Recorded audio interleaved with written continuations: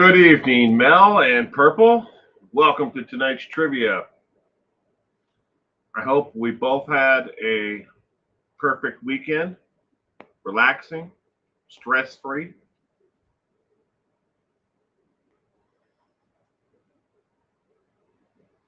Been a hot one where I am. Hope the weather, cooperate as well.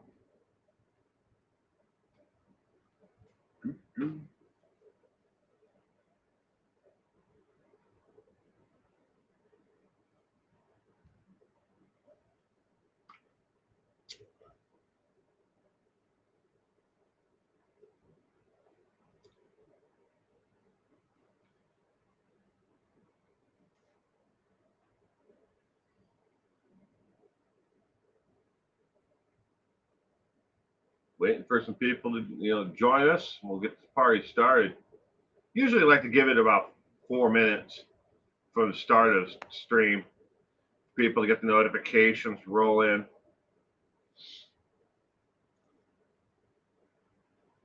All the questions tonight are on a good day to die.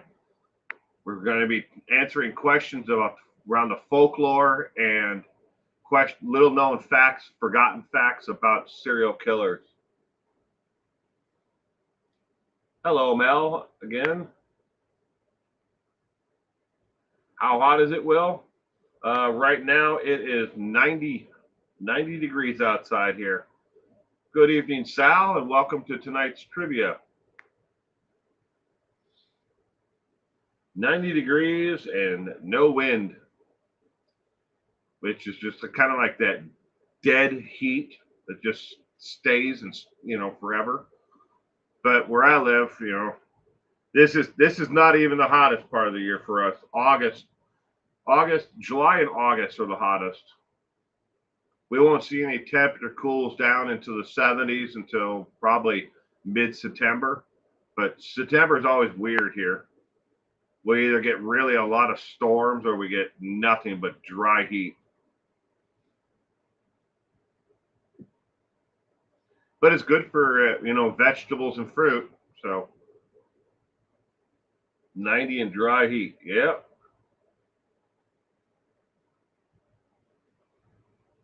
But Purple, the warm temperatures is good for, the fruit crops and everything else in the eastern Washington. Kitty-coo, good evening and welcome to tonight's trivia. It's damn hot, Will. Yeah, it ain't that bad yet, Mel. Here, given tomorrow is the 1st of July, but given about the middle of July through the entire month of August, triple digits is what we normally have here. Triple digits. 93 in West Virginia mountains. Good evening and welcome, Tamarin. I hope you had a wonderful weekend. And Mary Frederick, good evening and welcome as well. But yeah, the month anything over like 75 degrees is too hot for me. And I gotta go out in this stuff. So I don't think the heat bothered me as much when I was younger, but it does now. But I've always been someone who enjoyed the cold more. When it's cold, you can put on more layers and bundle up or stay indoors. You don't have to go outside. You don't have to. In the summertime, you can only take off so many layers, right, before you get it, arrested.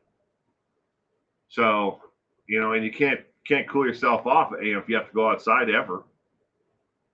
85 in the mountains of Virginia, VA.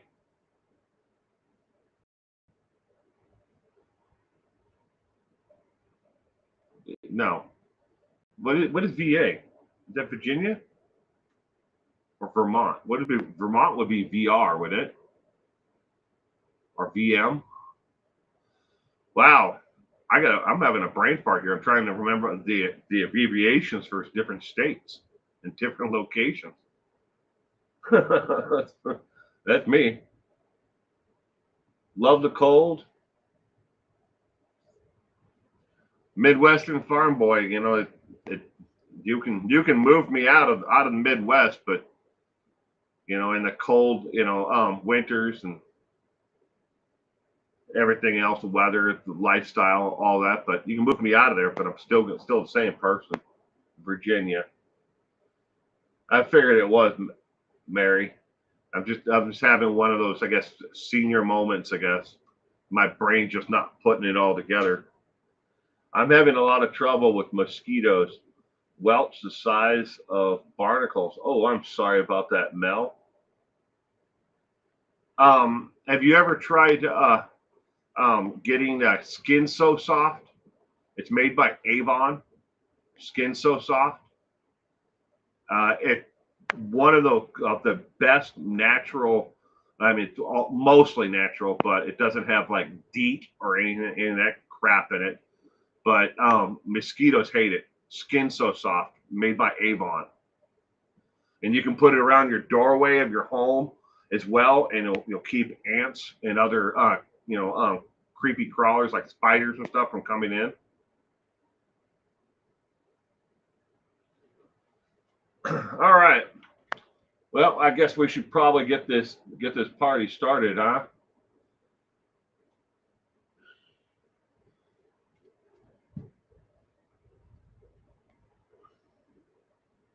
Purple, I'll be listening to you and cooking dinner. Ooh, dinner. I got to make that left after this. All right. A good day to die. This is a collection of forgotten serial killer trivia facts and lore.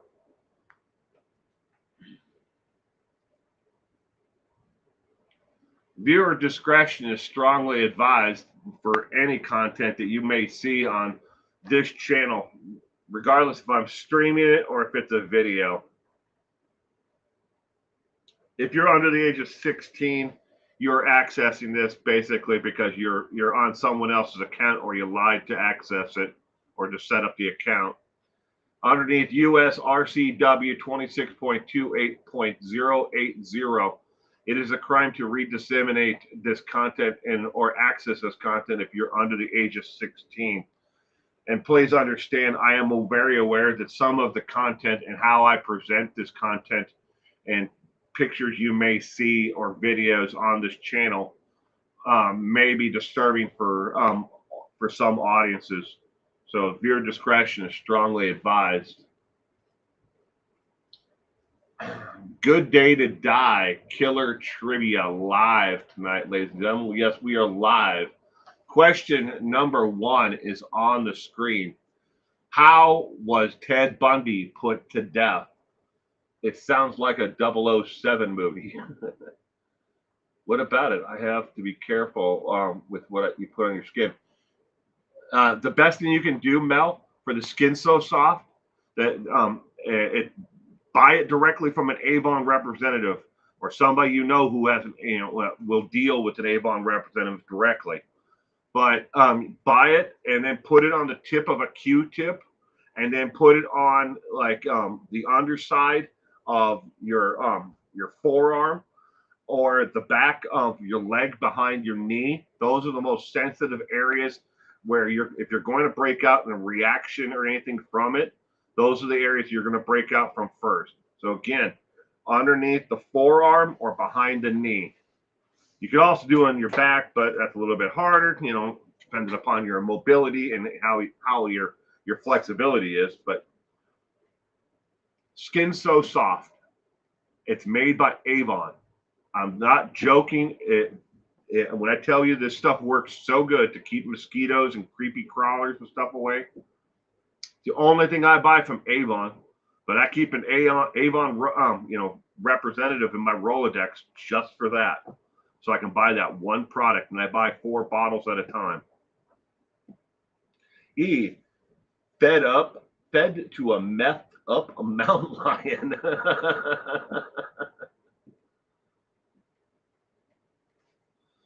Good evening, JD, and welcome to tonight's trivia.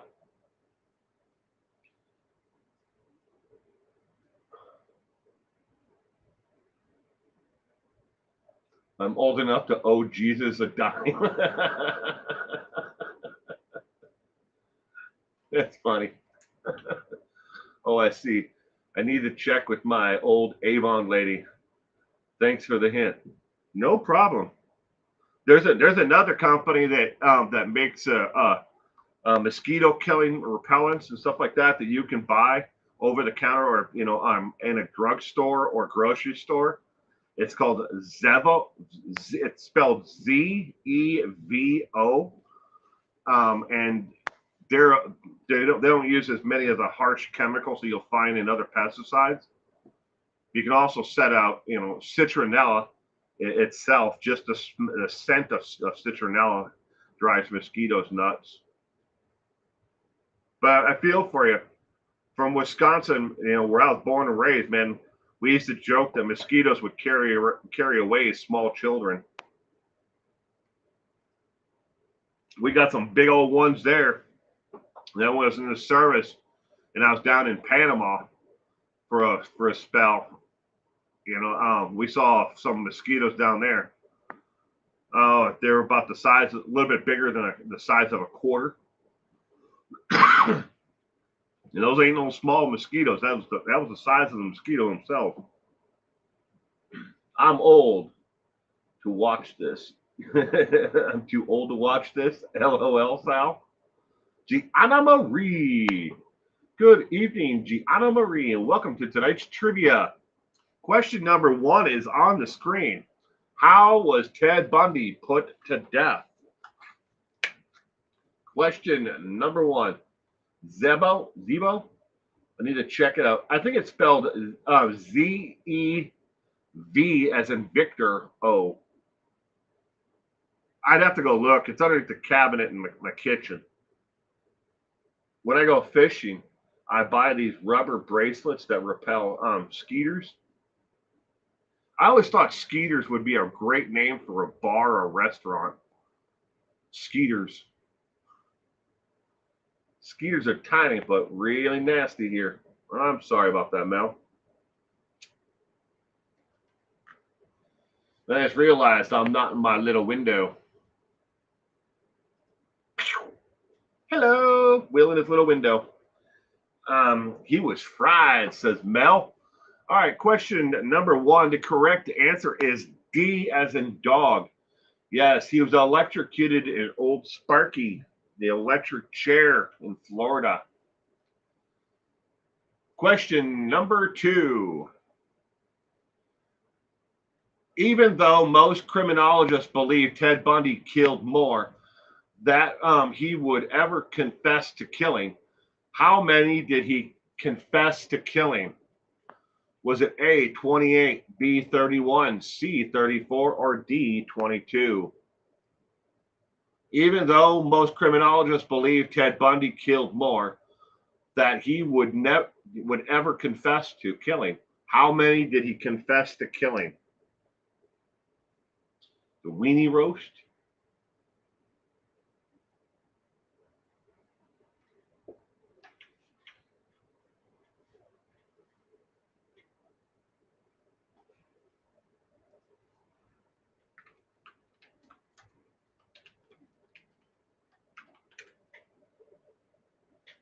And I'm correct. Okay, this is not a product placement. I'm going to drop a link to the spray that I was telling you about. It's spelled Zevo, and it lasts for up to 8 hours on whatever you spray it on, either yourself or if you're outdoors. But this is for the link if you want to check it out for Walmart. Yeah, I know it's a giant link. I didn't have time to put it into the tiny link change, but that you can buy it at Walmart. Walmarts are everywhere. But it's Z-E-V as in Victor O. Gianna Marie is going with B. How many people did Ted Bundy confess to killing? I know he murdered a 12-year-old girl in Florida. Yes, he did. She was the last victim.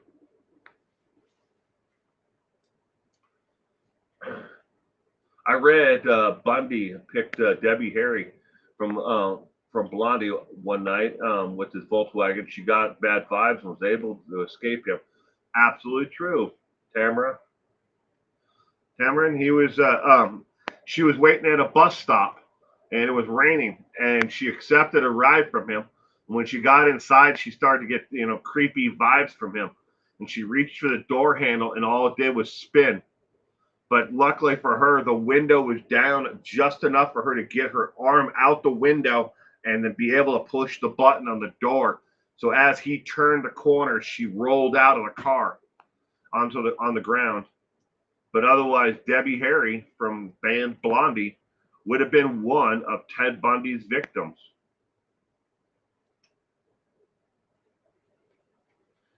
I hope that if you try it out, Mel, they actually make a little pocket ones, that like wipes, kind of like about the size of eyeglass wipes. You can get the little packets too. I take them, I put them in my golf bag. I to they work, but that's why he got the chair in Florida. Teddy Bundy, Bundy Fry. One of our participants here in the chat has one of the T-shirts for that they were, selling there at the actual event of Ted Bundy being electrocuted.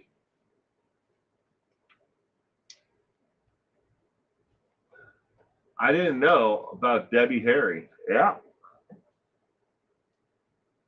All right, question number 2. The correct answer is A as in apple. He confessed to killing 28. Now, according to the FBI, in my notes here, the FBI believes that he may have killed as many as 34, but towards the end, Ted didn't really believe that the governor for the state of Florida was going to execute him until he told him about all of the crimes that he had committed. He held some of them back and said, and was kind of calling their bluff. Like, you're not going to do it because you want to know what I did with everyone. You want to know about all the victims. And he kind of held that card and said, they're never going to do it. And they did it. They fried him. But according to the FBI and the behavioral analysis unit, they believe he may have killed as many as 34. But 28 is what he actually confessed to. Question number 3. What 2 Hollywood movies were inspired by the crimes of Ed Gein? We're only looking for 2 of all the movies that have been inspired by Ed Gein. Is it A, Hollywood and Psycho, B, Silence of the Lambs and Psycho, C, Friday the 13th and Halloween, or is it D, Friday the 13th and Kill Bill? Which 2 movies from this list below were inspired by the crimes of Ed Gein?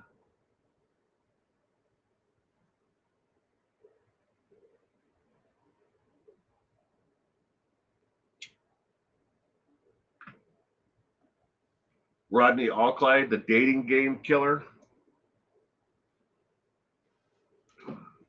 He was on the TV show, The Dating Game. Rodney Alclay was. But the girl who actually picked him on the dating game never went out with him though. She never went out on the date, but she picked Rodney.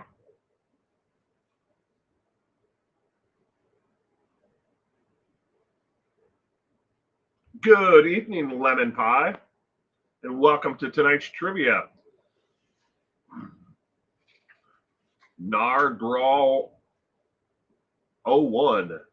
Good evening and welcome to tonight's trivia as well. Glad you could be here with us.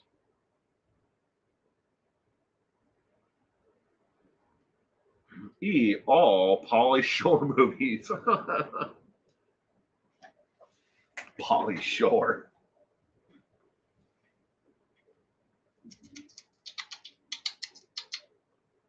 It always annoyed me, that thing that Pauly Shore did, that. The weasel. Thank God for small favors. What two Hollywood movies were inspired by the crimes of Ed Gein from the list below, ladies and gentlemen?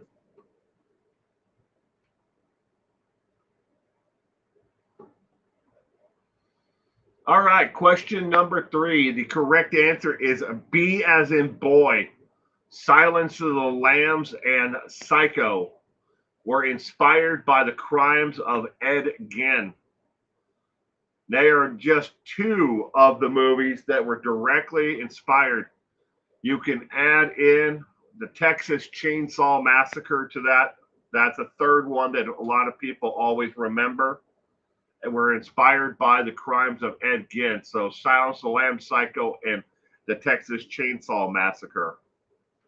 When it comes to the remake of the Halloween franchise, Rob Zombie, the singer of the band, Rob Zombie is also a director, and he remade one of the Halloweens.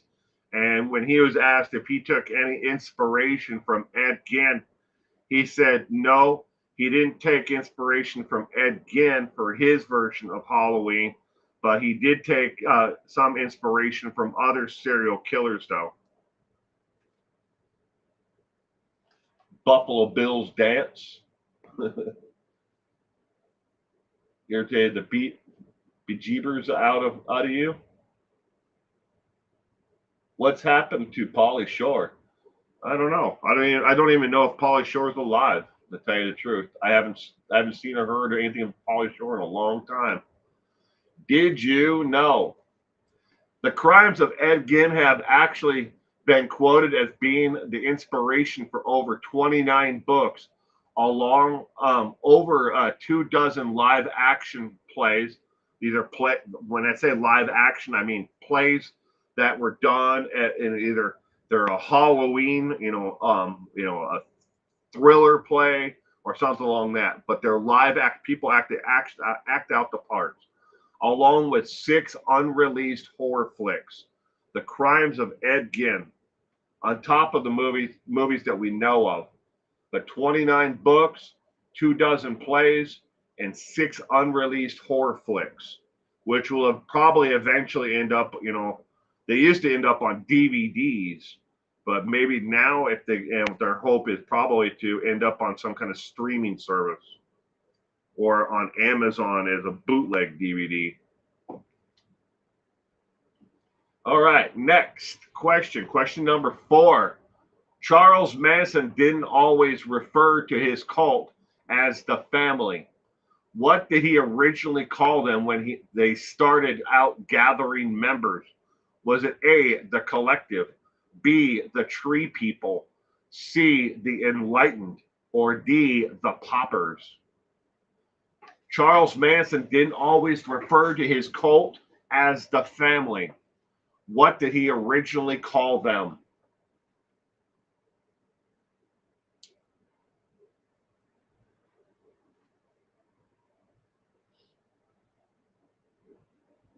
Buffalo Bill skinned his humps. Sounds right up Gin's alley. Now Buffalo Bill is making a human suit out of skin, just like Ed Gein. Ed Gein was what, 3/4 of the way done making it, his skin suit. Cement Shoes. Good evening, Cement Shoes, and welcome to tonight's trivia. Better late than never. I hope you had a terrific week and weekend, Cement Shoes.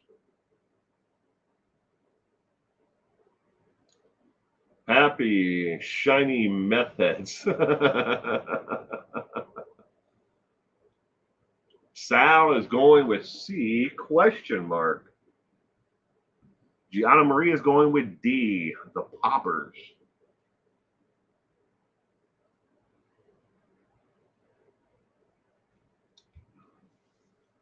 Question number 4 of 20. The YOLO Club. It's funny, lemon pie.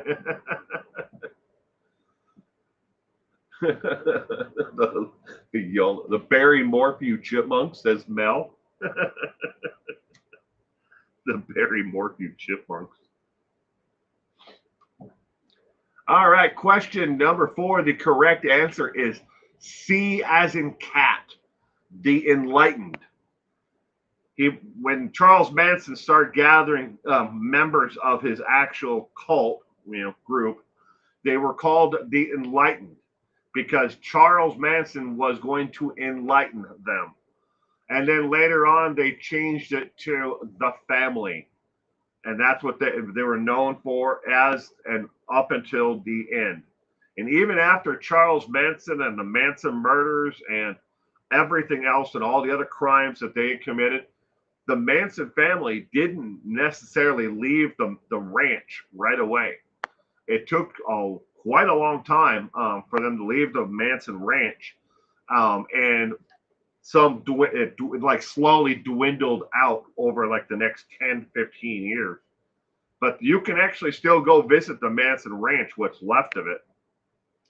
But it's still there. There are still a couple outbuildings on the Manson ranch. And you can see where Manson and all the rest, some of his closer, inner circle hid, from law enforcement. Just don't forget though, when he committed the murder, his group committed the murder. Charles never killed anybody that we know of. He committed a lot of other crimes, but he got a lot of people to do his bidding for him. Charlie, one sick and twisted individual, the Chad Daybell Appreciation Society. I guess they didn't pay their light bill. Da-da-da. All right, question number 5. Which female serial killer was not only a killer, she was also a blue ribbon winner for Best Pie at her county fair? Was it A, Mary Ann Cotton, B, Marie Hilly, C, Elaine Wernos, or D, Nanny Doss? Question number 5 of 20. Which female serial killer was not only a killer, she was also a blue ribbon winner for Best Pie at her county fair?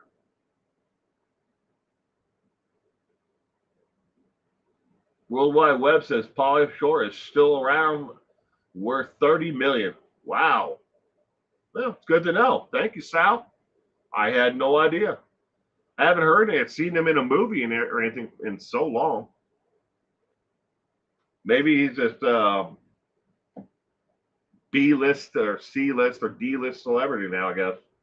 Lemon Pie is going to go with Aunt B from the Andy Griffin Show.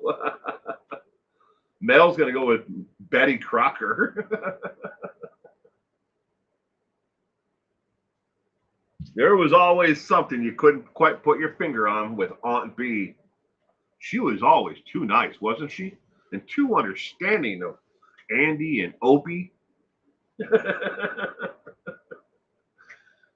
JD guessing B, but I don't have a clue. LOL.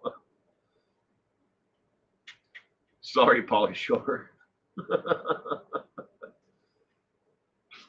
I had no idea. I really didn't. I didn't know if he was still around or not. All right, question number 5. The correct answer is D as in dog. Nanny Doss. Nanny Doss won a blue ribbon for the best cherry pie at her county fair. Cherry pie. But she was also a killer on top of it all. Question number 6. Which female serial killer from below was commonly known as the giggling granny in the media because she laughed throughout her entire trial? Was it A, Elaine Wernos, B, Mary Ann Cotton, C, Nanny Doss, or D, Dorothea Putin? They pronounce it? I'm not sure how to pronounce that. Poutine? Poutine, maybe? Aunt B and her kerosene pickles. Mel's going with D.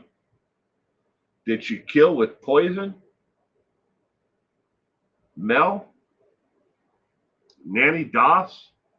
Oh, are you asking about Nanny Doss? Nanny Doss killed in different ways. Poison was one of them.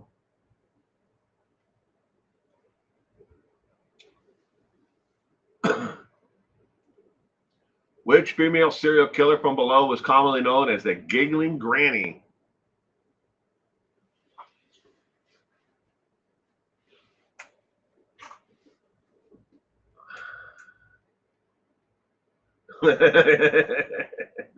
Cameron, it was Kamala Harris. It's good. Kamala Harris, the vice president.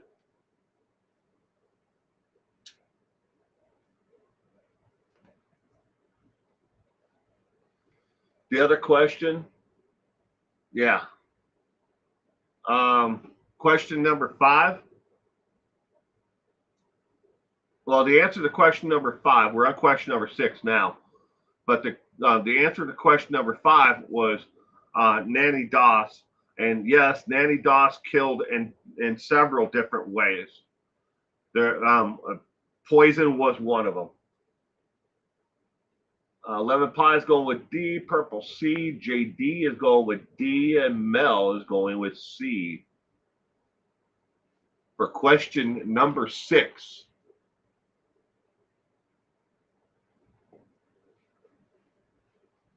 Which female serial killer from below is commonly known as the giggling granny?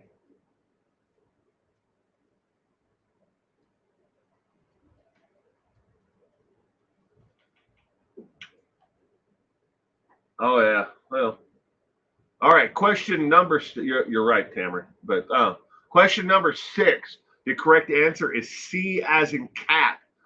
This picture, you see it in front of you on the trivia, is none other than Nanny Doss. Nanny Doss was known as the giggling granny. Giggling granny. But in hindsight, looking back on her actual case, her behavior, and everything else, she may have had a psychological issue that actually made her giggle when certain things happened. When she got into like a stressful situations, she giggled. Whenever she was brought into or something was going on around her that was different and that she wasn't accustomed to, she giggled. And that's why she got the nickname Giggling Granny, because she giggled through her trial, her arrest, everything. But it may have been more psychological, not more that she was the sadistic, killer, which she was, but it may have been more psychological, is all I'm trying to say. All right. Question. Oh, did you know the real number of people Nanny Doss murdered will never be known? No criminologist worth a grain of sand or true crime buff will ever agree that she only killed 11 people between 1920 and 1954. And the reason behind that is they never found them all. A lot of her murders were murders for profit. She killed people because she could collect, insurance, or she killed them because of what they had on them and money wise. But nobody knows exactly how many she killed in that 34-year span. 11 is way low, compared to what they believe. The likelihood is it's probably in the 20s is what she really did kill, the total number of victims. But whenever she started running out of money, she started looking for another person to kill, another person to con, something. She lured these people to her, and then she killed them. All right. Question number 7. Richard Trenton, otherwise known as the Vampire of Sacramento, believed he had to drink the victim's blood to stop what from happening? Was it A, stop World War III, B, stop earthquakes, C, stop his desire to kill more, or D, stop his blood turning to dust? Richard Trenton, otherwise known as the Vampire of Sacramento, believed he had to drink the victim's blood to stop what from happening? I have to drink the victim's blood. Washington, she was a woman who ran a boarding house. Ew, it's a gift. Hello. There are people like that. I've actually met a couple, Mel. I met a guy who had 2 nervous tics. One was he would giggle like like that whenever he got stressful, and he'd also make like a clicking sound with his mouth, like whenever he was getting overstressed. It happens. The people like that, that's what makes this world so great. Is everybody is different. The uniqueness.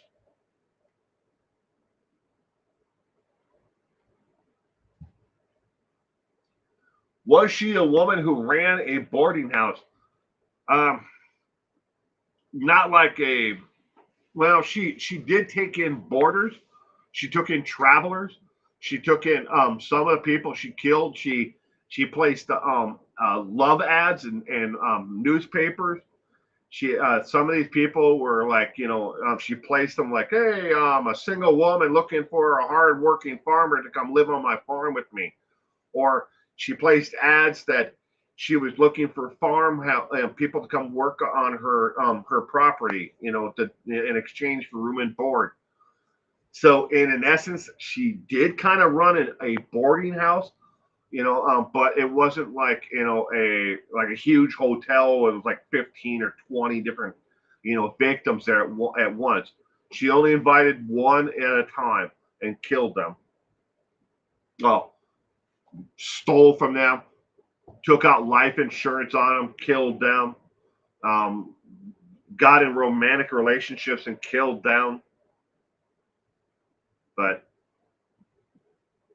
the condition is called pseudo bulbar effect. I remembered, if I remember right.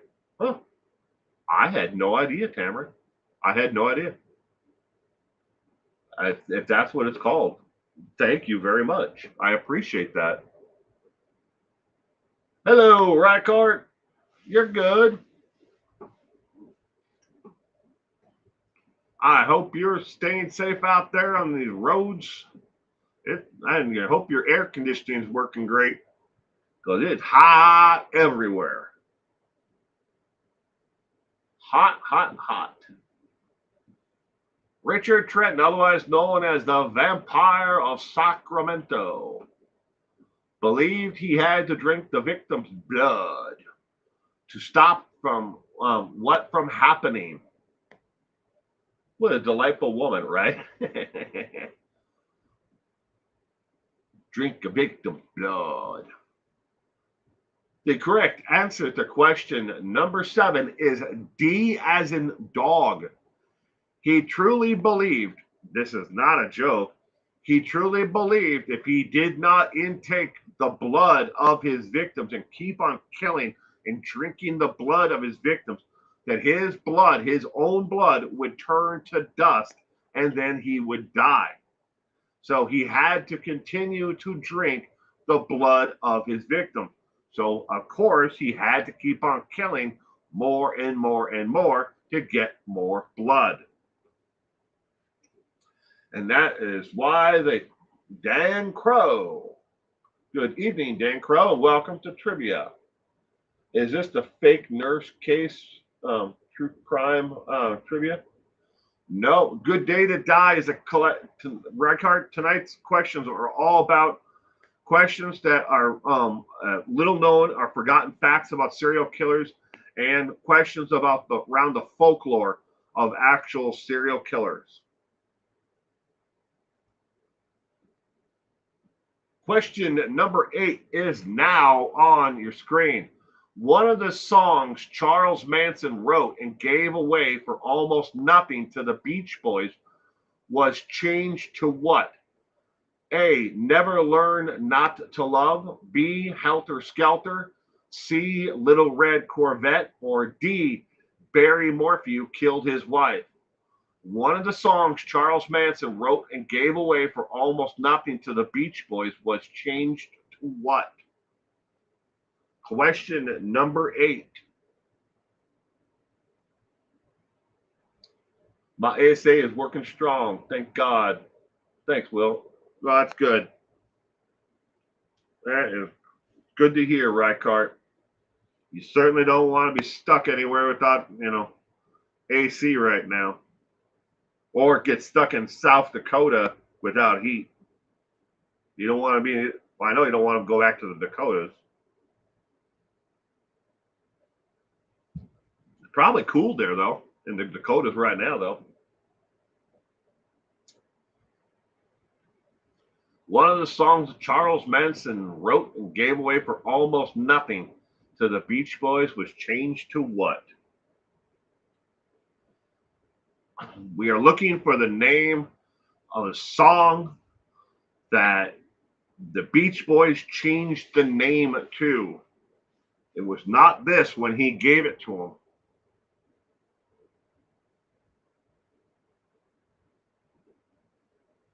We have Mel and JD are B, and Smith Shoes A, Gianna Marie A, Sal A. I'm too short for all my talent.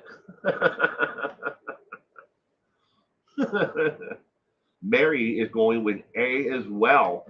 Question number 8. The correct answer is A as in apple. Never Learn Not to Love is the name of the song the Beach Boys changed his song to. The original song that Charles Manson wrote for the Beach Boys had a total of nine or 10. I really should have wrote this down, but I didn't. I forgot. 9 or 10 different references of people mistrusting or hating someone else.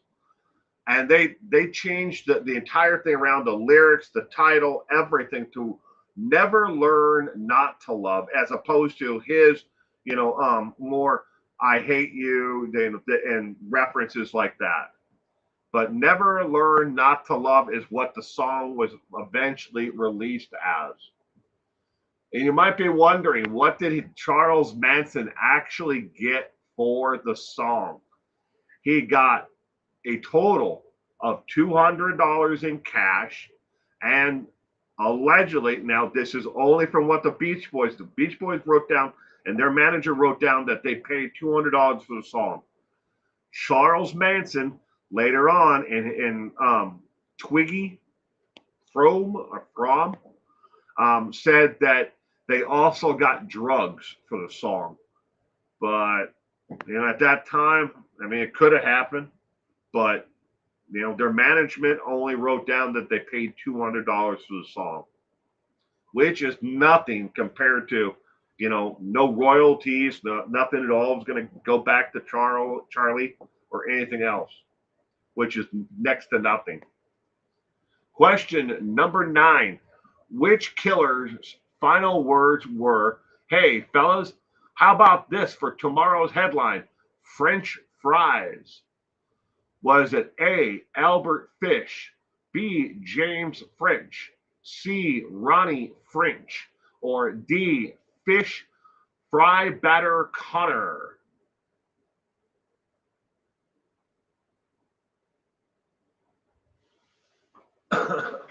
Wipe out. That's funny. Which serial killer's final words were, "Hey, fellas, How about this for tomorrow's headline? French fries. They ripped Charlie Manson off. That's what he wanted for the song. He didn't want much for it. He wanted to be connected to these famous people. There was a lot of things like that between Charlie and his friend Tex. They would go through Hollywood and they would hobnob with anybody and everybody and try to get them to legitimize not only who they were but also give them connections to more people who would join the family at that point because they were known as the family by then. But it didn't matter where they were from. Hollywood, if they were in the movie industry or the music industry, maybe they were go-go dancers or they were musicians. It didn't matter at all. But him and Tex would, and they would also send out ladies from the group as well that talk, young men into like joining the family, and they would get them drugs and whatever else they needed. But Charlie wasn't looking for, to make it rich. He was looking for connections to fame. And boy, did he get it during the trial and afterwards. And when everybody should have all right, well, it's tragic, that, Sharon Tate, and all the others died at that house. We shouldn't have paid Charlie attention for all the years and all the antics that he did, later on by like putting a swastika backwards on his forehead, but yeah, it was all for attention. He was an attention seeking whore. Old MacDonald had a farm.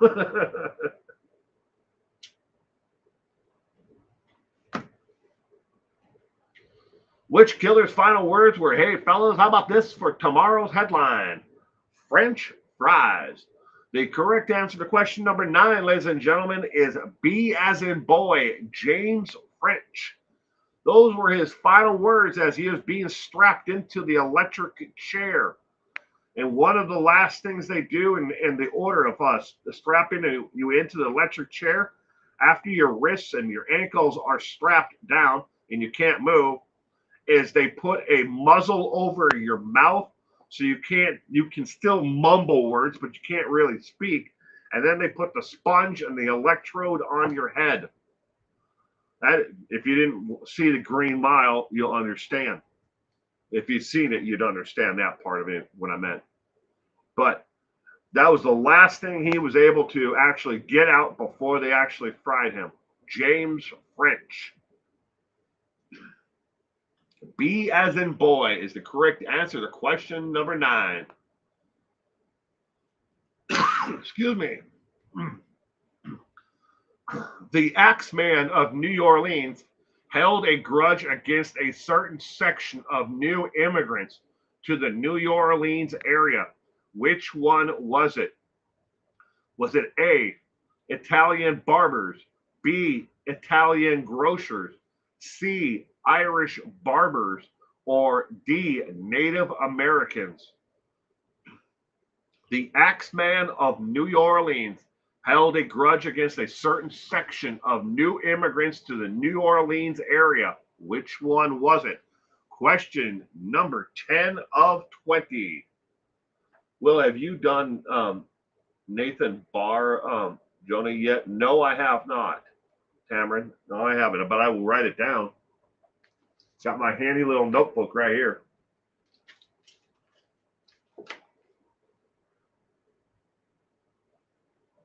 Nathaniel Barr Jonah.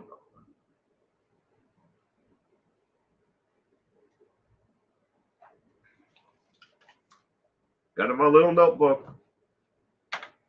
Suggestions. Thank you. I appreciate it. The Axeman of New Orleans.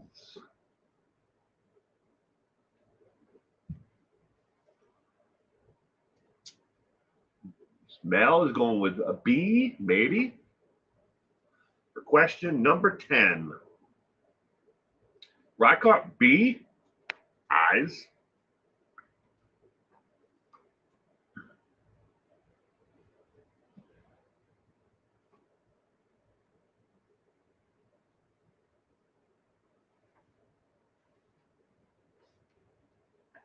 The Axeman of New Orleans. Yeah, another older serial killer case, but still one that haunts the New Orleans and all of, well, most of Louisiana. Um, there, it's even turned into a book, like a boogeyman stories that people, kids tell, at around campfires or, at sleepovers, if they still have those. Of the Axeman of New Orleans, the boogeyman. It's become such folklore since then. The Druids Woodman Society, the Druids. Dan Crow is going with D. Native Americans. Mary B. and Purple is going with B as well. Question number 10. The correct answer is B as in boy, Italian grocers. Anyone who is of Italian descent who owned a grocery store in the New Orleans area at the time was definitely targeted by the Axeman of New Orleans. A lot of those who weren't murdered would also see their storefronts and their equipment smashed with an axe. And whoever it was had a grudge definitely against the Italian grocers as opposed to anything else. All right, that is our first 10 questions of this trivia night. As we normally do, after 10 questions, we take a 6-minute break. We will resume after a 6-minute break. So do what you need to do for the next 6 minutes. Go smoke yourself a giant bowl. Make a sandwich. Use the bathroom. Do what you need to do. You do you for the next 6 minutes.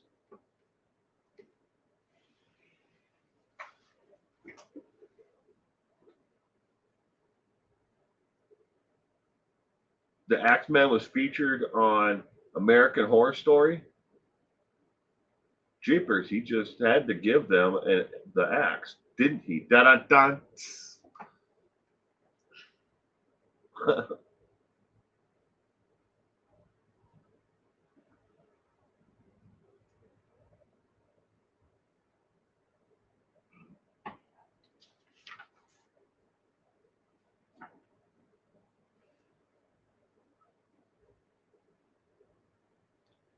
6-minute break.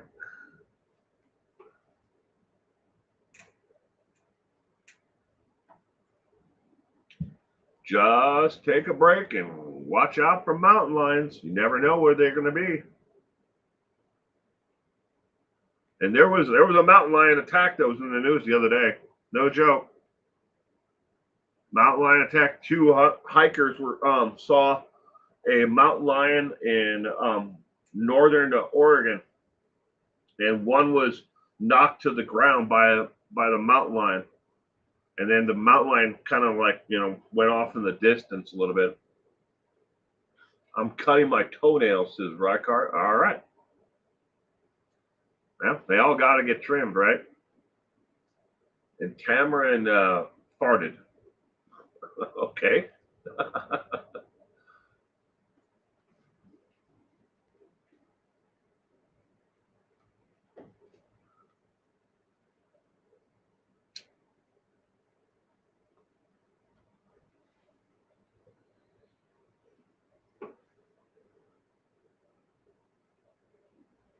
Just make sure your axe is really sharp. Da da da.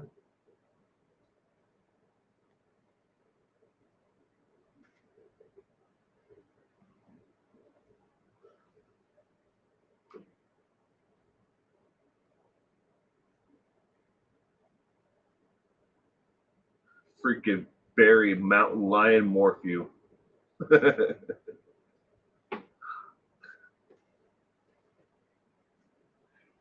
Still no word if they're ever going to take him to trial again. Maybe an really big uphill battle if they ever do.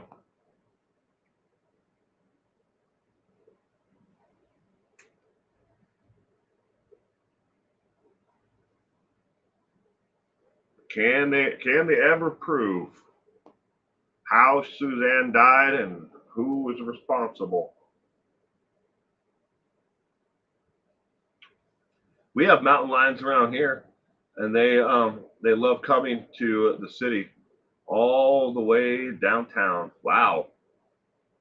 We caught one on our trail cam that was probably about 50 yards away from our housing development.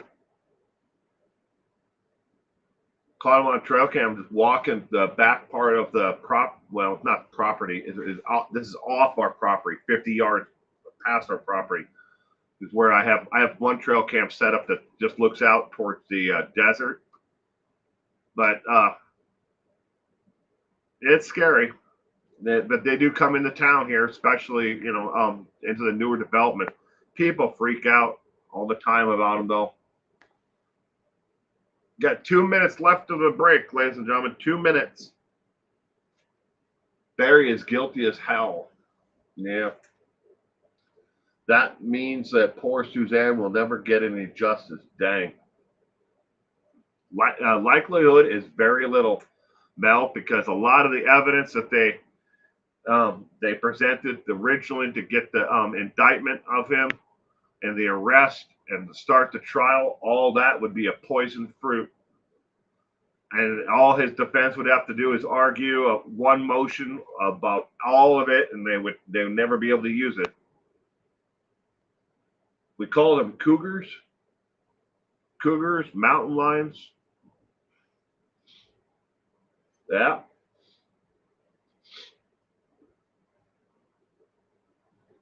One minute, 10 seconds left. Do they inject you with the BAM, Will? What is the BAM? I don't know what the BAM is, Reichart.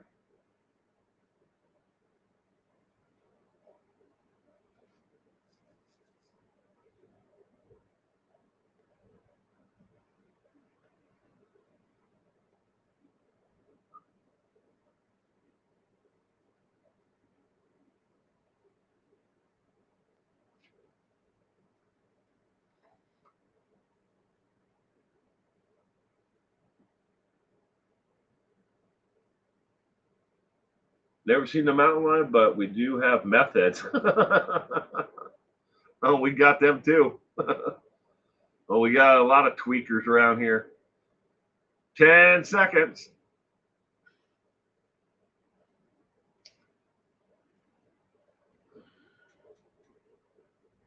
And we're back, ladies and gentlemen. Question number 11 is coming up right now. Question 11 is on your screen. Criminologists are split on which type of poison the angel maker serial killer used, with most believing they used what? Was it A, insulin, B, battery acid, C, arsenic, or D, pain medication? Bam. What they found in Suzanne's autopsy. Oh.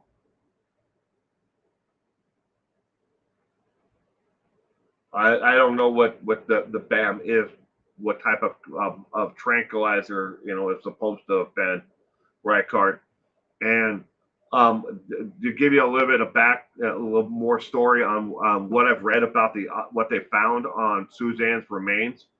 A lot of that would be so easily disputed in court that if it was really there, it could have been contamination from the ground, because there was nothing. They didn't even find all of her remains from the actual report.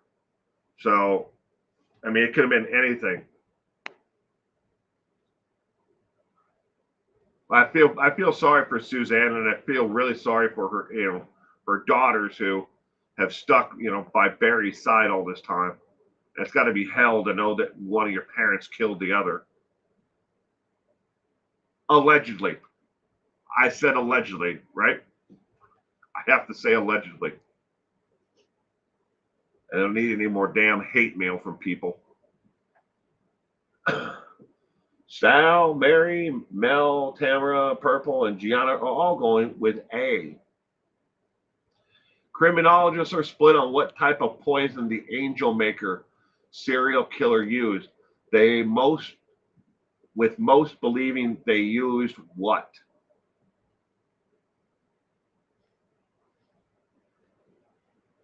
Insulin is the favorite with killer nurses. Question number 11 of 20.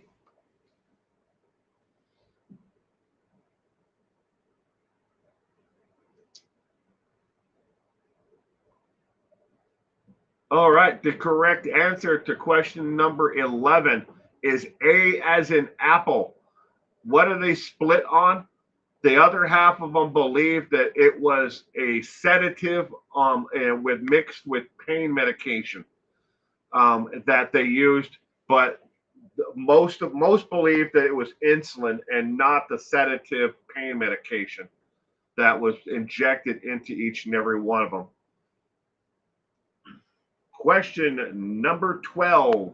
Oh, did you know in 2021 there were 102,001 poisonings in America that took the lives of a victim. In 2022 and in 2023, there was a spike of over 17%, 17.15%, and 17.5% in each of those years. Poisonings that cause the death is everything from intentional to accidental and medication error that were known but not stopped before they caused death. A 17% increase in poisonings that took someone's life in just 2022 and 2023. And you might be wondering, well, how can there be a medication error and it took someone's life and they didn't stop it? Well, medical malpractice is a fun avenue to go down. Mistakes happen all the time in an outpatient and in inpatient care. In someone who's at home, someone's in a nursing home, or maybe they're in for surgery. Errors happen all the time. People are flawed. We're flawed humans. Every human's flawed in some way. Some a lot more than others. Medication errors happen. One doctor prescribes another new medication to you. It doesn't bother to look at the warnings of like, oh, don't mix it with this rheumatoid arthritis medication. It could cause liver bleeding, or kidney damage, and they don't catch it, and then the person goes home and takes it for a couple of weeks, and then they die. Oh man, what did they die of? They do an autopsy. If they do an autopsy, most autopsies are not performed, or a thorough toxicology is not performed. But sometimes it's caught. Hey, that guy died, or that woman died because they were taking those two medications, which the warnings say don't take together. It happens. And then there's intentional, and accidental medication. Someone's at home, and the accident, and well, I'm supposed to take one of these pills per day, and maybe they have a pill, container where they put their pills into from their bottles, and they have their mornings, afternoons, and evening pills, and maybe they, instead of taking one pill a day, they take 3 a day, and then they end up overdosing and dying from it, or a medication that's intravenously given to them, or they give it to themselves. Shit happens.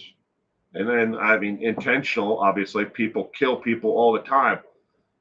Die, I want the inheritance, and take these pills, or whatever it might be. All right. Question 12. June of 1975 was not off to a great start for Susan Curtis. First, she wrecked her car. Then she got into a fight with her mother.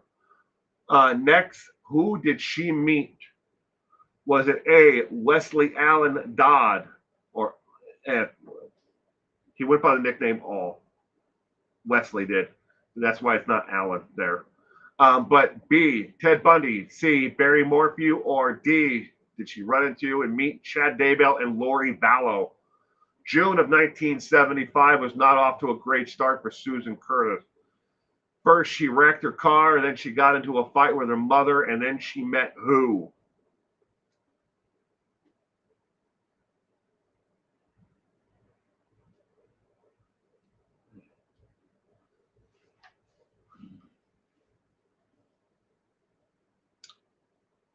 Dixitoxin is at least used. Remember the male nurse, Charlie something. Don't remember his surname at the moment.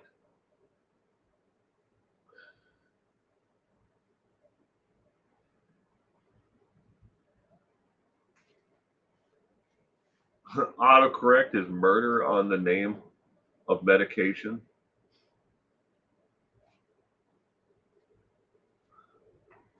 June of 1975 was not off to a great start for Susan Curtis. In case you're wondering, she totaled her car on the 2nd of June, 1975. She totaled her car on the second day of June, 1975.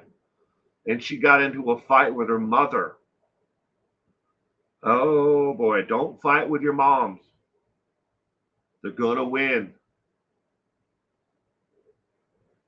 C and D, of course.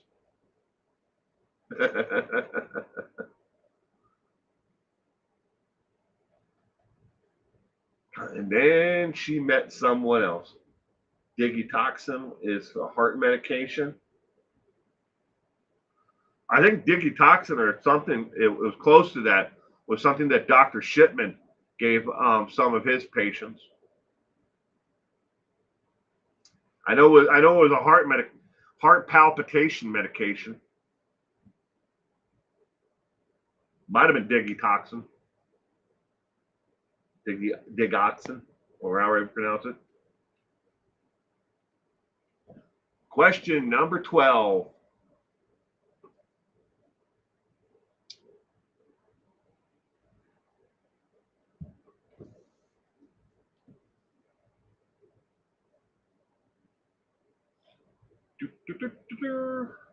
The Morgan.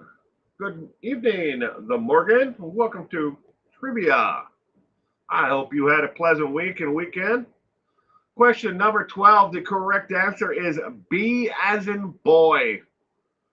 B as in boy. She ran into and met none other than Ted Bundy, Theodore Bundy.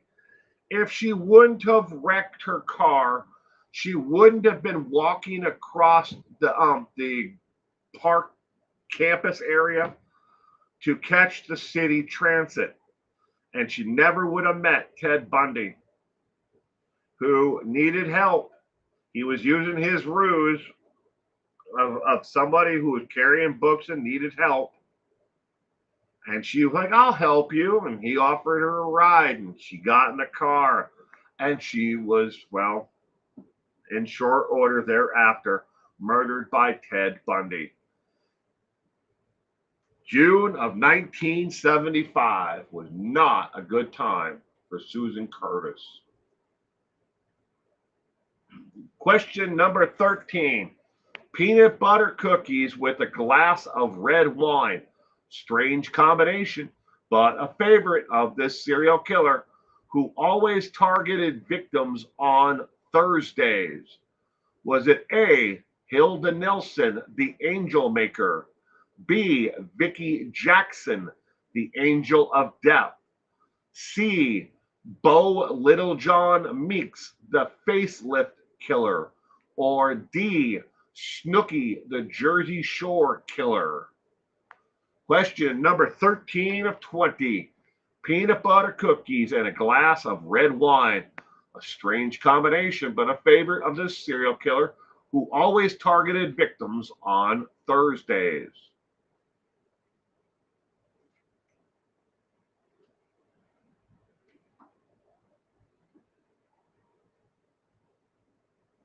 Did Jackson?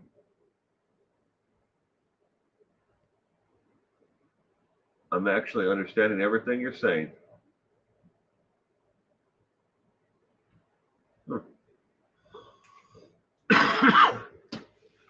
Peanut butter cookies and a glass of red wine. I'll admit I like a glass of red wine. I've never been a fan of peanut butter cookies, so I don't even like those ones with like the filling in them that are shaped like peanuts. I don't even like those.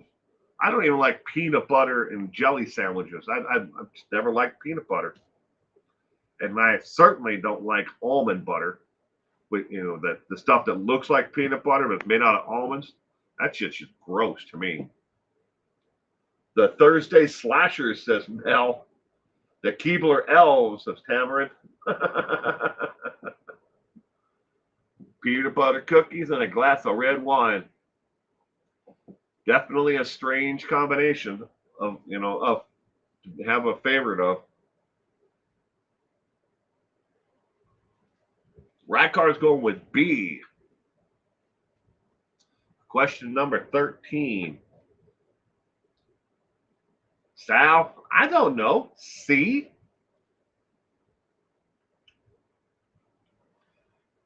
Question number 13 of 20. The Cookie Monster Lecter. Morgan's going with B. I'm having a grape soda vanilla ice cream float. Now, that's something I've never tried before. Grape soda and vanilla ice cream as a float, and the grape soda replacing as root beer. Sounds interesting.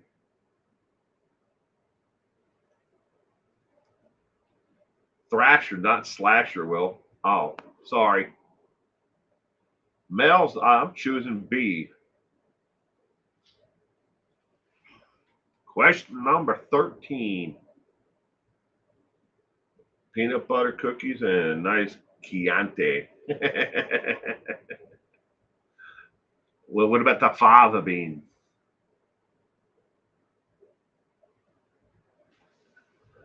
All right. The correct answer for question number 13 is A as in apple. Hilda Nelson, the angel maker. That was her favorite snack was peanut butter cookies and a glass of red wine. She always targeted her victims on Thursdays. Why on Thursdays? They never got to the bottom of that. But on Thursdays, maybe people only paid attention Monday through Wednesdays and on the weekends. I don't know. But the angel maker, Hilda Nelson, targeted her victims on Thursdays. All right, question. Let's see, 13. Yep. Question number 14. Who was the last official murder victim of the Candyman, aka Dean Corell? Was it A, Sam Lyles, B, Joseph Lyles, C, Sam Curtis, or D, Joseph Curtis?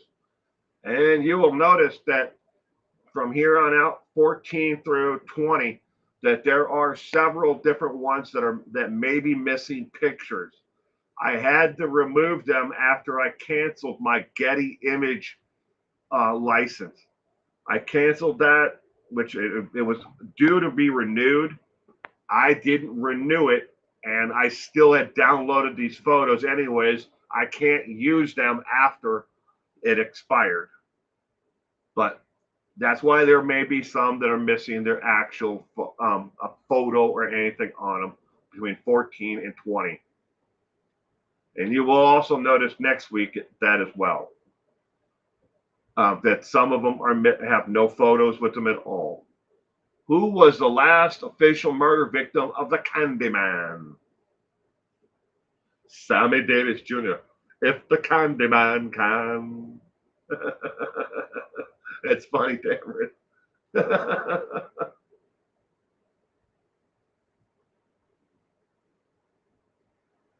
Because Thursdays are happy days because you made it through the hump day Wednesday. It is, Mel. It is very expensive. That, and I'm tired of going to having to not only go to another site, pay for the photos, and then having to download them, and then go to a file and open the file, and then upload them, to back to Google, or copy them to Google, to put them into the slides. And it's just like, I would rather just take them straight off of the internet that are in the free domain. But I have to, that takes so much longer though, because that's my choice. I'm choosing to do this because if I choose to use what's in the free domain, I don't have to pay for it, but I have to make sure that that they are in the free domain. So just put a photo of yourself up there, Will. Yeah, right. Yeah. So then, people who will take snapshots of the slides, and I've seen it a lot. Whether if they've deleted out the moth off of it, or they use a question, they put it on their video, and they're like, hey, look, that's a serial killer right there, and that's the question about them. No, thank you.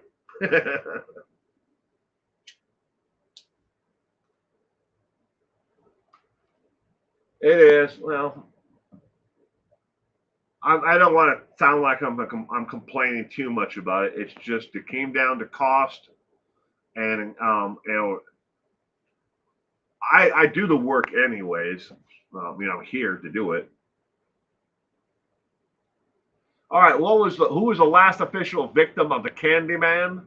Question number 14. The correct answer is B as in boy. Joseph Lyles was the last victim of Dean Corell, the Candyman. And it just happened to be that when they were exhuming all the bodies, they did not find Joseph right away. He was actually found by total accident later on, some years later. He was actually found later on. In between then, he was listed as a missing person. He wasn't even listed as one of the victims of Dean Corell, the Candyman, originally. He is now, especially with the internet and how you can erase what was out there yesterday of the victim list of someone. You can, with a click of a button, change and add a name or take a name away. Change their murder count, from 28 confessions tomorrow afternoon. Someone can go on the internet into the biographies of, Ted Bundy and change that to 34. Because if it's not in print, it can be easily changed tomorrow. This is why you should support your independent bookstore. All right. Sorry for my little rant there. Did you know 60% of all known serial killers have preferred to strangle their victims using just their hands, while another 29% prefer to use only white color rope? Red, blue, then green are the next preferred colors. I tried my best to try to figure out. According to this is from the FBI,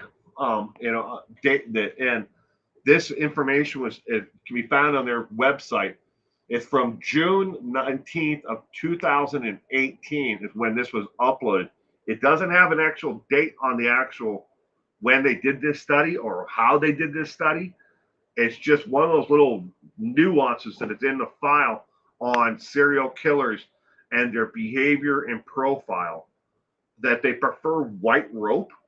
I had no idea about that, and nor did I know about the percentage of people of serial killers who have used other colors of rope. Does it really matter that they use red, blue, or green? The victim's still dead. Is white rope would be more popular, right? Or off color, like tan color, you would think is more popular color. Maybe that's why they choose, they prefer white because it's more accessible. I don't know, but I tried, for over a week to try to figure out where the hell this came from. Was it a study? Are they just doing it because, well, all these victims had white rope and all these ones had blue and green? I don't know. But I thought I'd put that in here for tonight because I thought it was interesting. All right, question number 15. The good holiday letters were sent to the Dallas Police Department between April and July of 1972. What were these letters about? Was it A, how to put up the perfect Christmas tree? B, how to cook a turkey? C, how to kill strangers in a mall? Or D, how to make a cheesecake? The good holiday letters were sent to the Dallas Police Department between April and July of 1972. What were the letters about?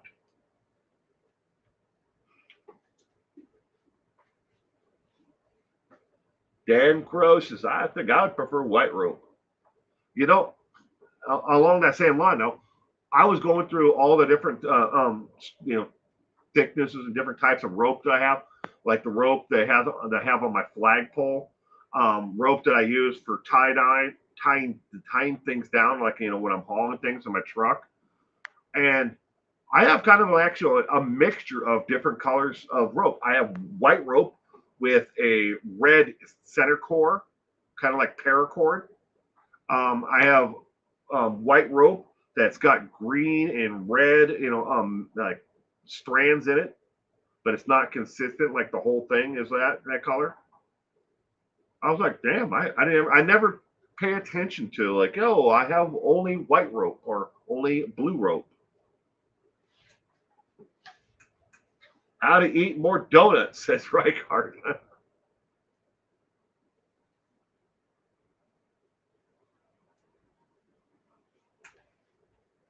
The good holiday letters.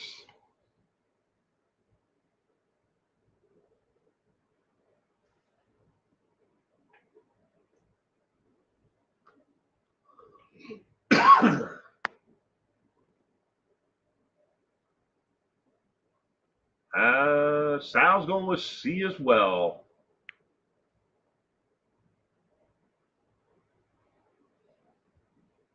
Question number 15 of 20.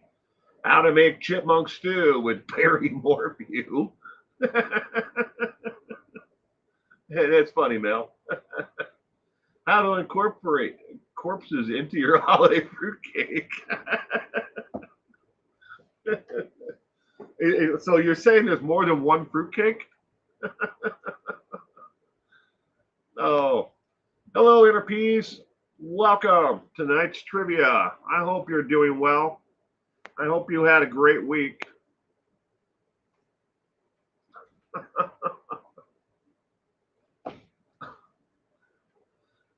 I think nylon has a propensity to slip. How to decorate a corpse with Edkin, says Morgan.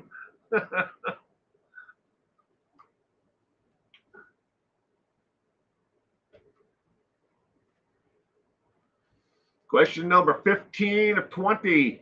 The correct answer is C as in cat. How to kill strangers in a mall.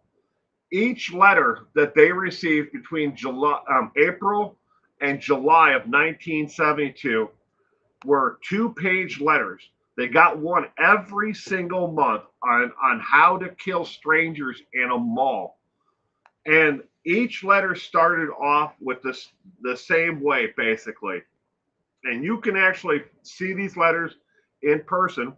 That the Dallas Police Department didn't want them, apparently, because one of the letters is actually in the Crime Museum at Alcatraz. And you can read the actual letter. I guess it's one of the things that they have on display.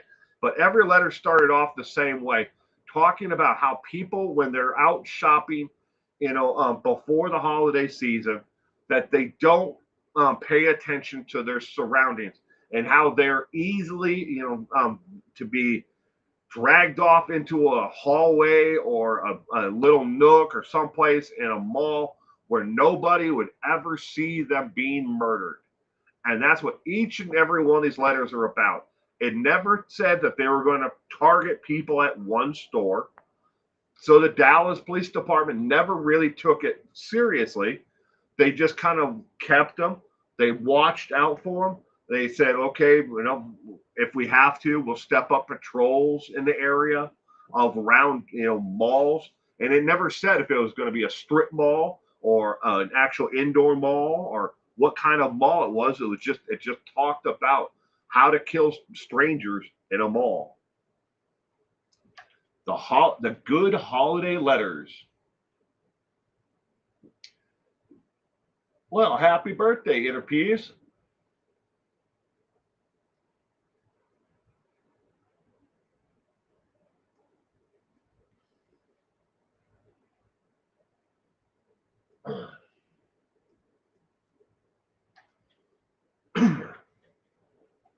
Sorry I'm late. It's my birthday. All right, everyone, gather around near your television, your tablet, or your cell phone and sing happy birthday to Inner Peace with me. 3, 2, 1. Happy birthday to you. Happy birthday to you. Happy birthday, dear Inner Peace. Happy birthday to you. Obviously, not as good as Marilyn Monroe did it for John F. Kennedy, but that's the best I can do. Happy birthday. All right, going on to question number 15, 16. I can count. 16 comes after 15. Oh, did you know Albert Fish confessed to killing 10 or more? Start over again. Albert Fish confessed to killing 10 or maybe it was 11 people. He couldn't remember how, however, he was only convicted of killing 3 people. One was a 12-year-old little girl he ate. Albert Fish confessed to 10, maybe it was 11. He couldn't remember. However, he was only convicted of killing 3 people. One was a 12-year-old little girl he ate. And don't forget, ladies and gentlemen, that sick son of a, effing whatever you want to say, add, fill in the blanks there in my pauses. The guy on your screen, Albert Fish, he also wrote a letter to her mother about eating her.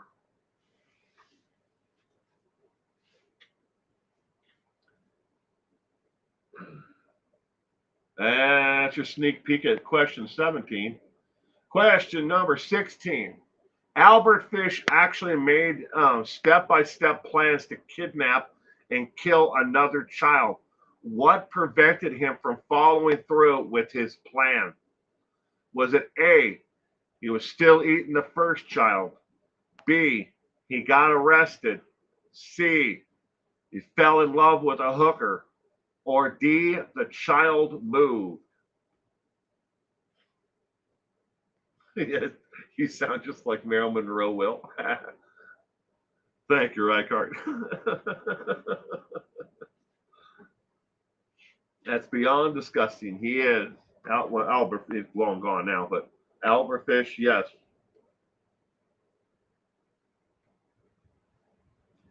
Albert Fish actually made step-by-step plans to kill another child. What prevented him from following through with his plan?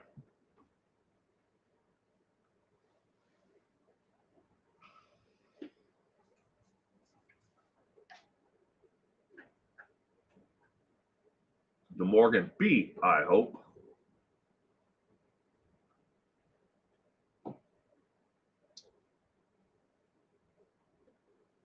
Is a sicko. Sicko for sure. Question number 16.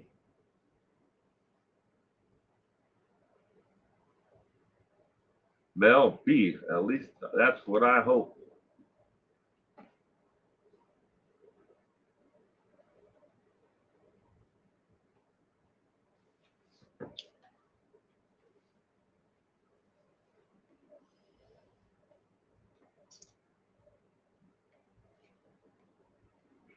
All right, ladies and gentlemen, the correct answer to question number 16 is actually D as in dog. The child moved. All we know is her name was Cheryl. He wrote the entire list of step by step plans on how he planned to kill this little girl named Cheryl. And he wrote it on the back of like a piece of brown butcher paper. It probably came from something that he got from like the meat market, a piece of paper. But that's what he wrote it on. It was step by steps on how he was going to kill her.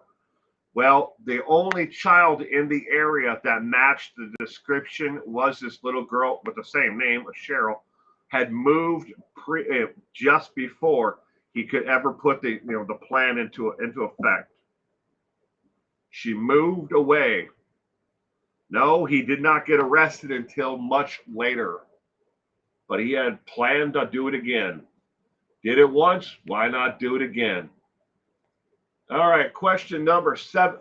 Damn it, I clicked it again too many times. Question 17. Someone who knew Jerome Bruto wrote letters to adult magazines claiming to know when he was going to kill next. Why? Was it A, his shoe fetish was out of control? B, they wanted to stop the murders? C, he was getting in his way? Or D, they were jealous of his count, his body count, his murder count? Someone who knew Jerome Bruto wrote letters to adult magazines claiming to know when he was going to kill next. Why?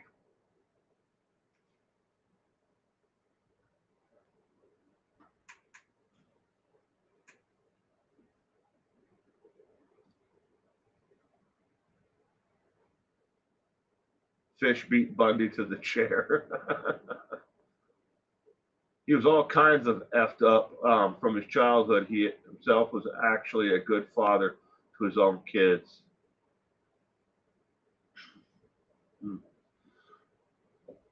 Jerome Bruto.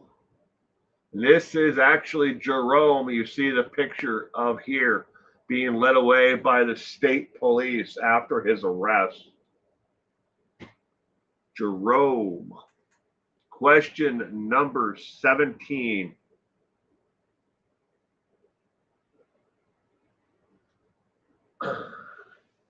Rat is going with D, jealousy.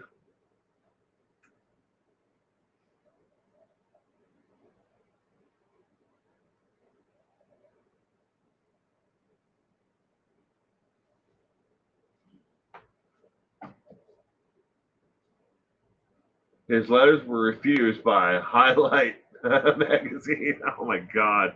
I just saw that interview. Highlight kids. It's a kids magazine. In case you guys don't know, Highlights is a kids magazine. I don't even know if it's still around anymore. My son has never gotten it at school. They always get the Scholastic one at school.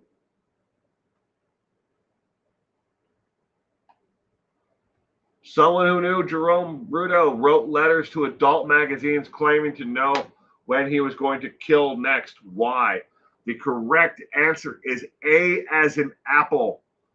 A as in apple. These adult magazines that these letters were sent to were put into evidence during his trial. These magazines were not like Hustler or Penthouse, magazines like that. These were magazines about fetish and bondage magazines, and so they're not exactly like the you wouldn't find them on your newsstand. But these were, people had subscriptions and they were sent directly to your door. But someone wrote letters in who knew him, and they never were able to figure out who actually knew him and actually knew what was going on and wrote these letters. But they were definitely put into it as part of his trial as evidence. But Jerome had a massive shoe fetish, female shoes, high heels, sneakers, tennis shoes, sandals. It didn't matter. He had a fetish. And it didn't have to have feet in them. He loved the shoes. But somebody who knew about him and what he was doing wrote in and said that he knew, they knew, or she knew, or somebody, whoever it was that wrote the letters, knew what he was going to kill next, and they didn't know what to do about it. But because they didn't mention, him by the name that he, Jerome Bruto, he went by several different aliases. But anyways, but they were definitely, they're part of the actual file. You can find well, so where would be the easiest place to find it? I don't think the FBI would have a copy of it. They might, of the court file, but you'd have to probably go back to the jurisdiction to the state archives. All right, question number 18. What was the name of the dog that was possessed with a 3,000-year-old demon that was controlling David Berkowitz? Was it A, Little John, B, Harvey, C, Benjamin, or D, Chad? Chad Daybell, of course.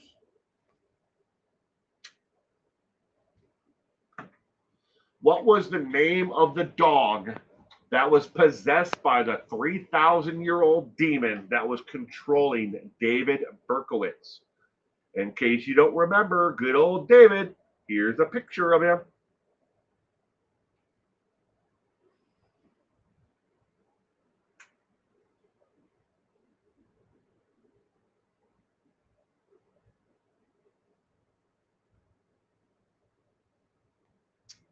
Ooh, Mindhunter.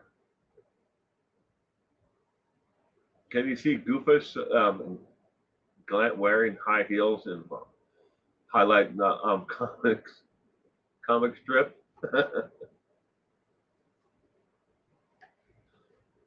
Tamarind, Cujo. Mel right after that. Cujo. Then we're going with B.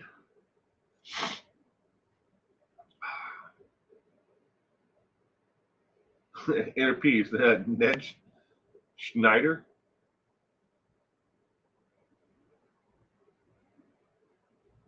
Two great minds and all that.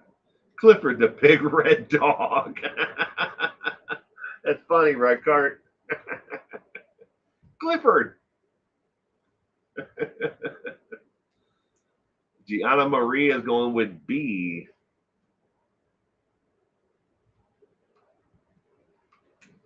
Right cart for the win with Clifford the big red dog.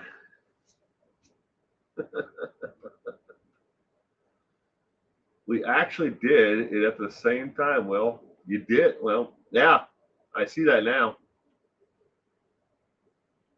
The Cujos. Mary Frederick B. I don't know. Marmaduke. I missed the Marmaduke. Do they still run the serial comic strip of Marmaduke? I remember Marmaduke when I was a kid. Oh, that's something I haven't thought of in a long time. Sal B? Question mark. All right, question number 18. The correct answer is B as in boy. Harvey. Harvey was the name of the dog that David Berkowitz said was possessed by a 3,000-year-old demon and was controlling him and telling him what to do. Harvey, B as in boy, is the correct answer for question number 18. Crispy Treat. Good evening, Crispy Treat. Question number 19. Besides telling David what to do and what else did this 3,000-year-old demon dog tell David Berkowitz? Was it A, the World Series winners and losers, B, lottery numbers, C, who was the next president, or D, where to find love? Besides telling David what to do, what else did this 3,000-year-old demon dog tell David Berkowitz?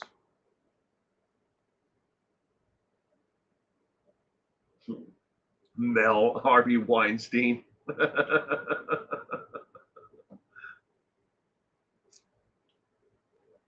I guess Satan and Lucifer's names were actually used for the dog, so they named it Harvey.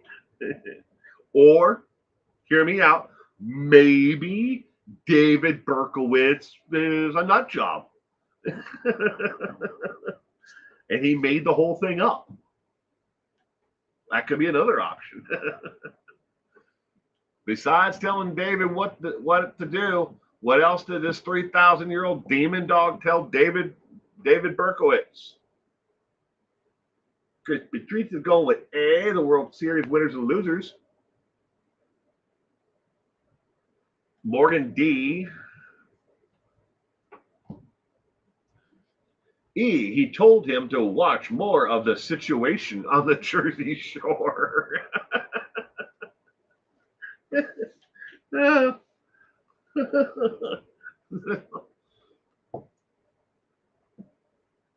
wonder if one of these days, someone's going to tell, like the producers of the Jersey Shore, or they're going to tell Barry Morphew that for, all this time that we've been making fun of them, I'm gonna get like a cease and desist letter in the mail from the Jersey Shore producers to stop making fun of them. F, how many licks does it take to get to the center of a Tootsie Roll Pop?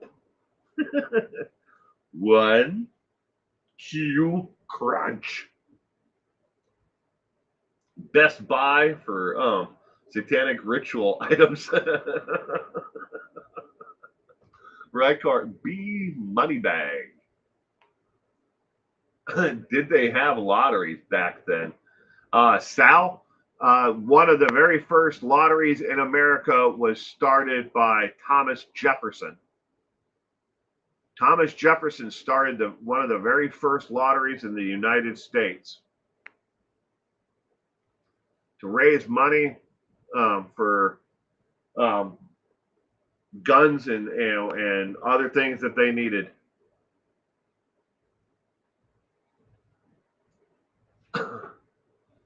All right, question number 19. The correct answer is D as in dog.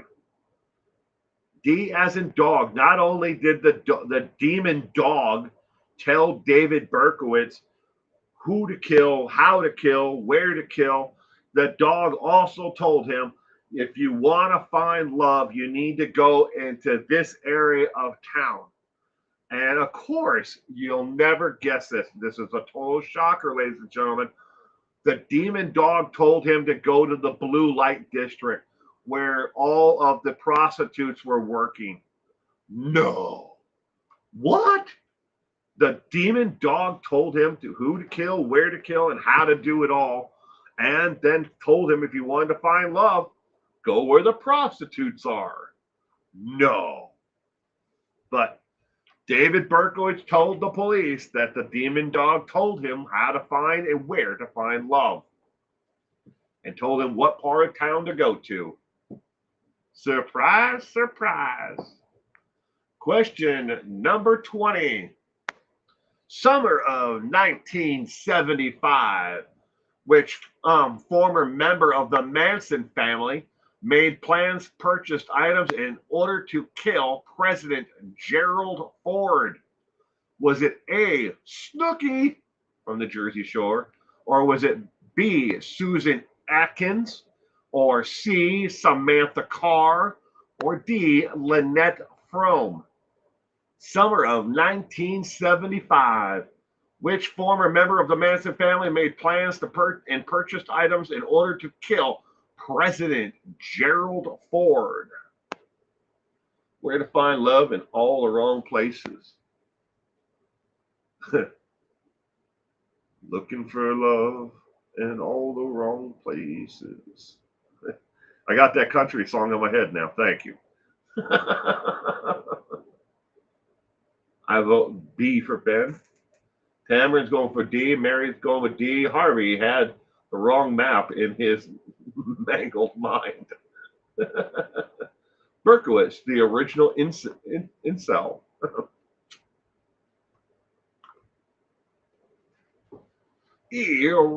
Tricky Dicky.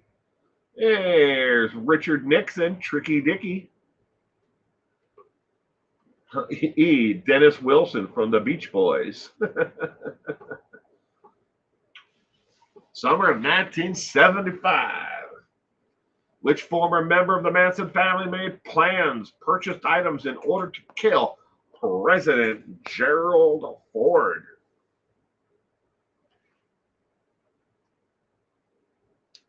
A young Lori Vallow.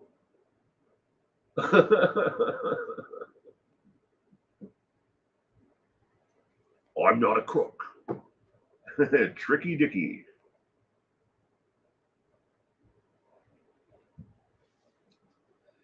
All right, question number 20. The correct answer is D as in dog. Lynette Fromm. On September 5th, 1975, she got close enough to the president to shoot him with a gun, but the gun misfired, and she wasn't able to kill Gerald Ford, and she was tackled, knocked to the ground, and arrested on September 5th, 1975. But she had purchased items to not only to kill him, the ammunition, but she had also purchased items as part of her getaway. She planned on getting away. But on September 5th, 1975, Lynette Fromm. All right, so I used to put the missing and exploded at the end. I've moved it to now before you can give yourself a letter grade, because a lot of people were tuning out and leaving before as soon as the last 20 questions was asked. So now, along with all of these two missing cases that I present each week, they are coming from the FBI, the missing National Center for Missing and Exploited Children, and the Charlie Project. Missing cold cases are coming from across the U.S. The first case tonight that I want you to pay attention to is Elijah Vu, 3 years old, weight 45 to 50 pounds, height 3 foot. He's been missing since February of 2024. Missing from Two Rivers, Wisconsin. There is a $15,000 reward that is offered just by the FBI. This is not the only reward for whatever happened to Elijah Vu. His mother and her boyfriend have been charged, criminally in this case, but it still doesn't mean that we don't know where Elijah Vu is. Look at that little face. We need to get closure for the rest of the family for Elijah. That's a better close-up of the wanted poster and missing persons poster by the FBI. According to the FBI, the mother, Catherine Bauer, sent the 3-year-old to his father's home as a discipline, the child for bad behavior. Makes no sense to anyone why you would do that. He's 3 years old, ladies and gentlemen. Her and her new boyfriend have been charged criminally with what has happened so far, but they have not been charged with the full extent of the law. Some people should never be allowed to have children, and Catherine is definitely one of them. Go back so you can look at the photos again. That is Elijah Vu, missing since February 20th of 2024 from Two Rivers, Wisconsin. You may be able to help solve a cold case.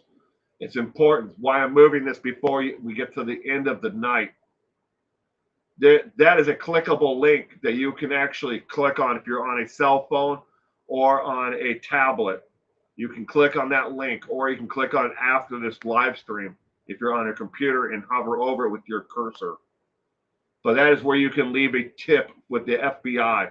You can remain anonymous on the form. You just don't put anything in. You can skip it all. It's not required. Case number 2 is Jessica Garcia Roja. Roja? Joe? I don't know. I'm terrible at in certain types of names. She's been missing since August 9th of 2007 from Phoenix, Arizona. She was 150 to 160 pounds. Her weight went up and down like anyone of her age. She speaks both Spanish and English. Additionally, there is again a $15,000 reward that is offered by just the FBI. There is additional 2 other rewards that are available. One from her church and another one from the community that has been put up. I do not know the total on both of those, but take a good look at this photo. And I've tried to imagine her with shorter hair and without glasses, because there have been eyewitnesses that have called in who said they may have seen her since 2007, but with shorter hair and no glasses. Those are unsubstantiated eyewitnesses at this point. But additionally, more about the van and disappearance. She was last seen in the front passenger seat with her mother as the driver of a Dodge minivan, plate number 609XBC. The van is a white Dodge Caravan. There are 3 different dates listed. It was either a 2004 or to a 2004, 2006 model. So it was a newer model when she disappeared. But the van has disappeared and has never turned up in a junkyard. It's never turned up anywhere. Foul play is definitely suspected in this case, and her disappearance. Go back so you can take another look at her photo. And again, that link is to the FBI, where you can remain anonymous and leave a tip if you know anything from around the Phoenix, Arizona area. All of the eyewitness possible unsubstantiated claims of people who said they may have seen her all came from in and around the Phoenix, Arizona area after August. The last one was as close as to December of 2007.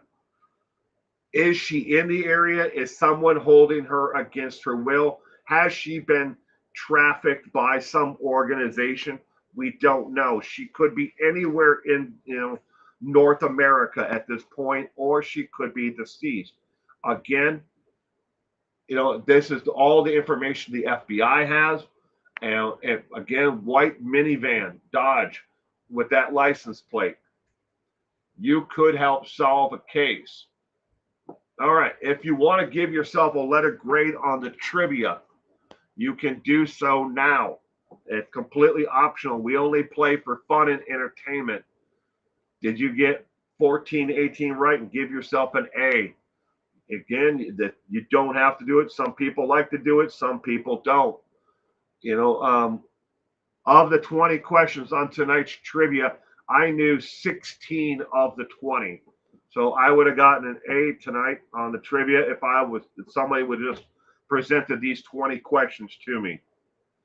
But again, that is where we are for tonight. Thank you again, everyone, for being here. I hope you had fun. If you enjoyed this trivia, give it a thumbs up. All I ever ask from people is just if you like it, give it a thumbs up. If you don't like the trivia, give it a thumbs down. I'm not kidding. Give it a thumbs down if you didn't like it. If you thought that I did an awful job at this, give it a thumbs down. It's right there next to it. I get the count. You may not see the number of the thumbs down, but I get to see them. And if after this, if you're catching this and rewind after the night, leave a comment down below, under the video if you're watching it and rewind after it airs. Again, we do these trivia nights every Sunday night. This was the 313th trivia night. That's 313 episodes of trivia night, that I've done. So if you don't like this subject matter, I'm sure there's something in the catalog of previous nights that I've done that you may like. You might like next week's. I did awful, but a lot of fun. Thank you, Will. Thank you, Sal, for being here, and each and every one of you. Thank you again for being here. You know, you're just as important as everybody else. Even if you know nothing about true crime and you just want to use your deductive logic, you can rule out on most questions one of the four. Yeah, Barry Morphew is never going to be the right answer. Neither is Snooky or the Jersey Shore or anything about mountain lions. They're, the chances are next to none that those will actually be the correct answer. And now that I say that, I may have to add in some trivia questions where those are the actual real answers. Well, thank you, Rycart. I appreciate it.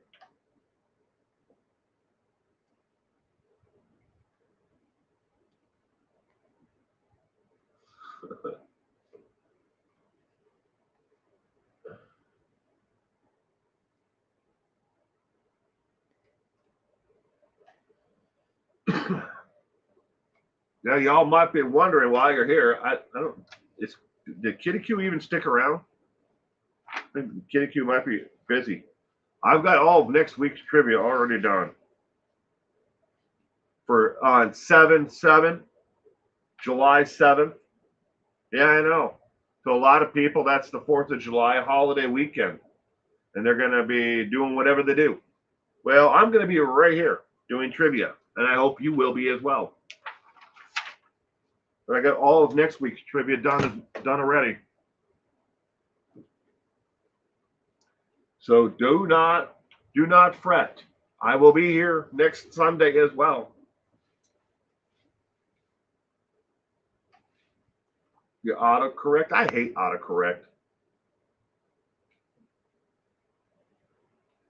But I have to wrap up the trivia because, well, my son is in the house and his sister had to come over and hang out with him so I could do trivia tonight because my wife is out of town. She's at the convention in Seattle for the television show Supernatural. Maybe you've watched it, maybe you've never heard of it, but she's at the convention for Supernatural. So she's out of town, and my daughter is here, kind of looking over her, watching her brother, make sure he doesn't like burn my house down while I'm here. Tomorrow is Canada Day. Well, happy Canada Day to you, Mel, and to everybody else out there who might be north of the border. Heat wave here, and I'm trying to keep cool. You do your best, Inner Peace. I've got, you can't see it, but you probably can hear it. I got a box fan over here. I've got the AC. We have the split units. They're Mr. Cool split units for this space. I've got one of those, and I've got that helping circulate the air in here and keep me cool. And it is 90 degrees outside. In here right now with that thing going and pumping, cool. It should be down into the 50s, but I think the damn compressor might be freezing up, which is outside. I mean, it worked really good though. I mean, don't get me wrong. We put Mr. Cool units in our house. But again, bye everyone. Thank you again for being here for trivia night. I hope you all have a terrific week ahead, and stay safe out there. And Rycart, wish you the best on the roads of America. It always seems to me, and I'm sure you probably agree with this, as the temperatures rise, people's tempers and their ability to deal with things on the roadway out there, they lose their effing minds. But stay safe out there. All right. We'll see you all again soon. Bye.